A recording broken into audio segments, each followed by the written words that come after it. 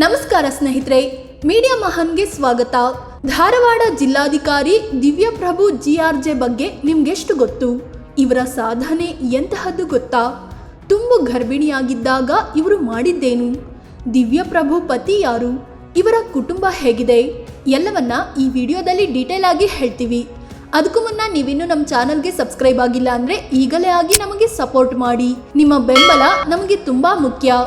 1986ರ June 3ರಂದು ಜನನ. Divyaprabhu GRJ ಇವರು 1986ರ June 3ರಂದು ತಮಿಳುನಾಡಿನಲ್ಲಿ ಜನಿಸಿದ್ರು. ತಂದೆ GJ ರಾಮಚಂದ್ರನ್, ತಾಯಿ ಜಯಂತಿ. ತಂದೆ ಎಜುಕೇಶನ್ ಆಫೀಸರ್ ಆಗಿದ್ರು, ತಾಯಿ ಸಮಾಜ ಕಲ್ಯಾಣ ಇಲಾಖೆಯಲ್ಲಿ ಕೆಲಸ ಮಾಡ್ತಿದ್ರು. ಅಂದರೆ ತಂದೆ ತಾಯಿ ಇಬ್ರು ಸರ್ಕಾರಿ ಅಧಿಕಾರಿಗಳಾಗಿದ್ರು. ಇಂಥ ಎಜುಕೇಟೆಡ್ ಕುಟುಂಬದಲ್ಲಿ ಜನಿಸಿದ ದಿವ್ಯಪ್ರಭು ಚಿಕ್ಕಂದಿನಿಂದಲೂ ಓದಿನಲ್ಲಿ ತುಂಬ ಮುಂದಿದ್ರು.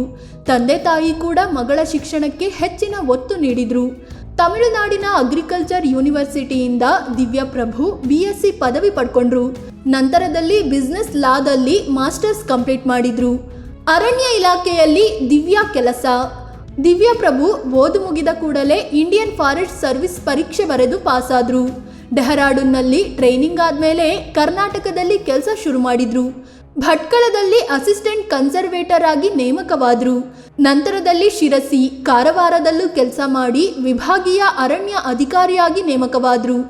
ಈ ನಡುವೆ ಗರ್ಭ ಧರಿಸಿದ್ರಿಂದ 6 ತಿಂಗಳ ಮೆಟರ್ನಿಟಿ ಲೀವ್ ಪಡ್ಕೊಂಡ್ರು. ದಿವ್ಯಪ್ರಭುಗೆ ಮೊದಲಿನಿಂದಲೂ IAS ಅಧಿಕಾರಿಯಾಗೋ ಕನಸು ಇತ್ತು. ಅದಕ್ಕೆ ಸರಿಯಾಗಿ ರಜೆ ಸಿಕ್ಕಿದ್ರಿಂದ ಆ ಟೈಮನ್ನು ಸದುಪಯೋಗ ಪಡಿಸಿಕೊಳ್ಳಲು ನಿರ್ಧರಿಸಿದ್ರು. UPSC ಪರೀಕ್ಷೆಗೆ ಸಿದ್ಧತೆ ಆರಂಭಿಸಿದ್ರು. 9 ತಿಂಗಳ ಗರ್ಭಿಣಿ ಇದ್ದಾಗ UPSC ಪ್ರಿಲಿಮ್ಸ್ ಪರೀಕ್ಷೆ ಬಂತು. ಗರ್ಭಿಣಿ ಇದ್ದಾಗ UPSC ಪರೀಕ್ಷೆ ಗೋವಾದಲ್ಲಿ ಇಡಲಾಗಿತ್ತು. ಎಕ್ಸಾಮ್ ಅಟೆಂಡ್ ಮಾಡಲು ದೂರ ಪ್ರಯಾಣ ಮಾಡಬೇಕಿತ್ತು. ಆದರೆ ಈ ಟೈಮಲ್ಲಿ ಅವರಿಗೆ ವೈದ್ಯರು ಟ್ರಾವೆಲ್ ಮಾಡಬಾರ್ದು ಅಂತ ಸಲಹೆ ಕೊಟ್ಟಿದ್ರು. ದಿವ್ಯಪ್ರಭು ಧೈರ್ಯ ಮಾಡಿ ಟ್ರಾವೆಲ್ ಮಾಡಿ ಪ್ರಿಲಿಮ್ಸ್ ಪರೀಕ್ಷೆ ಬರೆದ್ರು. ಪರೀಕ್ಷೆ ಬರೆದು 1 ವಾರದಲ್ಲೇ ಮಗುವಿಗೆ ಜನ್ಮ ನೀಡಿದ್ರು. ಇದಾಗಿ 4 ತಿಂಗಳಲ್ಲಿ ಮೇನ್ಸ್ ಪರೀಕ್ಷೆ ಬಂತು. ಹಸಿ ಬಾಣಂತಿ ಇದ್ದರೂ ಛಲ ಬಿಡದೆ ಓದು ಮುಂದುವರಿಸಿದ್ರು. ಈ ಟೈಮಲ್ಲಿ ಪತಿ ಮತ್ತು ಮನೆಯವರು ಫುಲ್ ಸಪೋರ್ಟ್ ಮಾಡಿದ್ರು. 2013ರಲ್ಲಿ ತಮಿಳುನಾಡಿನ ಚೆನ್ನೈನಲ್ಲಿ UPSC ಮೇನ್ ಎಕ್ಸಾಮ್ ಇತ್ತು. ದಿವ್ಯಪ್ರಭು ಚೆನ್ನೈಗೆ ಹೋಗಿ ಪರೀಕ್ಷೆ ಬರೆದ್ರು. ಮೊದಲ ಪ್ರಯತ್ನದಲ್ಲೇ ಪಾಸ್ ಆಗಿ 82ನೇ ರ್ಯಾಂಕ್ ಪಡ್ಕೊಂಡ್ರು. ಮಗು 7 ತಿಂಗಳಿದ್ದಾಗ ಇಂಟರ್ವ್ಯೂ ಕೂಡ ಅಟೆಂಡ್ ಮಾಡಿದ್ರು. ಸೆಲೆಕ್ಟ್ ಕೂಡ ಆದ್ರು. IASನಲ್ಲೂ ದಿವ್ಯಾ ಕರ್ನಾಟಕ ಕೇಡರ್. ದಿವ್ಯಪ್ರಭು 2014ನೇ ಬ್ಯಾಚ್ನ ಕರ್ನಾಟಕ ಕೇಡರ್ ಅಧಿಕಾರಿಯಾಗಿ ಆಯ್ಕೆಯಾದರು. ರಾಯಚೂರಿನ ಲಿಂಗಸುಗೂರಿನಲ್ಲಿ ಅಸಿಸ್ಟೆಂಟ್ ಕಮಿಷನರ್ ಆಗಿ ಕೆಲಸ ಶುರು ಮಾಡಿದ್ರು. ನಂತರದಲ್ಲಿ ಬಳ್ಳಾರಿ ಸಿಟಿ ಕಾರ್ಪೊರೇಷನ್ ಕಮಿಷನರ್ ಆಗಿ, ಮಂಡ್ಯ ಜಿಲ್ಲಾ ಪಂಚಾಯಿತಿ CEO ಆಗಿ, ಚಿತ್ರದುರ್ಗ DC ಆಗಿ ಕೆಲಸ ಮಾಡಿದ್ರು.